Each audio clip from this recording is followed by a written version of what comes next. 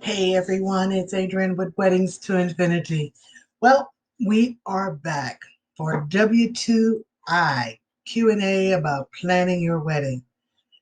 Well, thank you for joining us, and we will continue with Cici questions. She had some great ones. I told you guys she had tons. So we're going to continue. So this week, Cici questions are about blended family and including everyone in your wedding.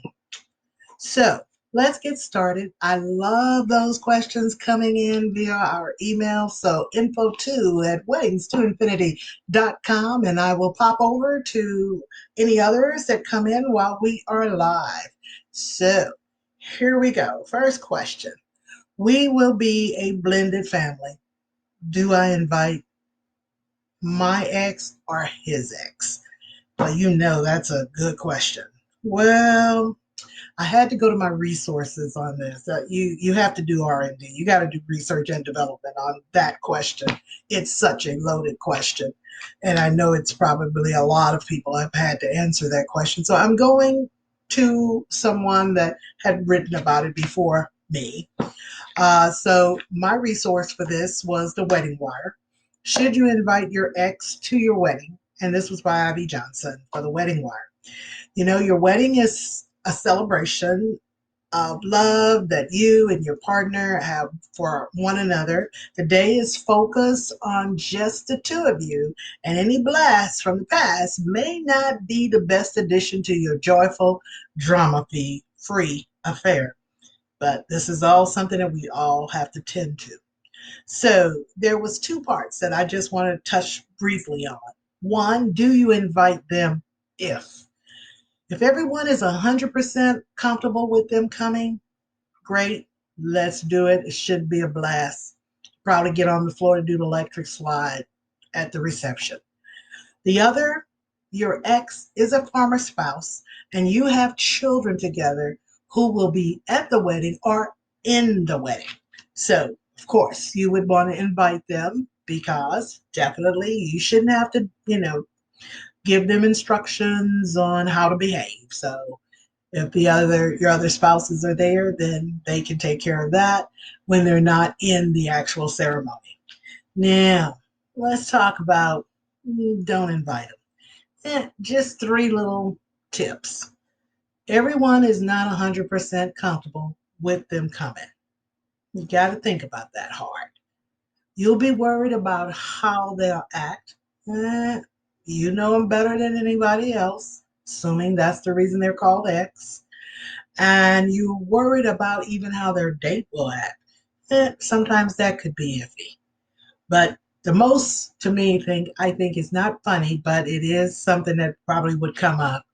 You have trouble introducing them. Can you imagine you hadn't seen your Aunt Susu or Uncle Joe for more than 20 years since you was a little kid, and they remembered that you'd gotten married, that this was your second one, but now you're walking up to them and you want them to meet someone because they're there and they wanted to say hello, and you go, "Hey, Uncle Joe. Hey, Aunt Susu. This is you remember?" Uh, and they'll go, "Weren't if you have an issue of just not saying to them, hey, this is Joe, previous ex, and he's just wanted to say hello, then yeah, you might need to think about it.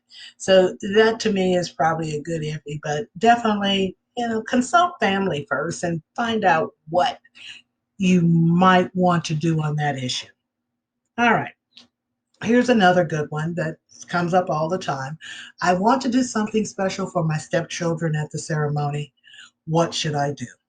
Well, here's a suggestion that I've used in previous ceremonies before. We've had at the wedding, we've incorporated, of course, you're doing the lighting of the unity candle. So, what we've decided is to add the children if they are, not teenagers, because sometimes they do not want to be a part, but if they do, include them in lighting the unity candle to symbolize everyone is now on in unity and on the same page. So that is really a nice look. Sometimes it's just a symbolic of them putting their hands in there with you to light that candle. but it just kind of make it really, you feel that unity coming about. Sometimes we've even had, let's say if the children are older, instead of the mothers lighting the candles, we've had the children light the outside candle before they sit down. So just like the mothers, but in this case, they had the children lighted, and sometimes, of course, if the children are smaller, they can go with the grandmothers. Just a thought. It just shows the unification of two families. And then the other part of her question that I have a daughter and want her to feel love too. Should I, and what would it look like if I let her have something in the ceremony that was special and a little bit different? I would say, just like with the kids, definitely go ahead and do include her in the unity candle. Or here's another one that I have used as well: do sand, a unity sand ceremony.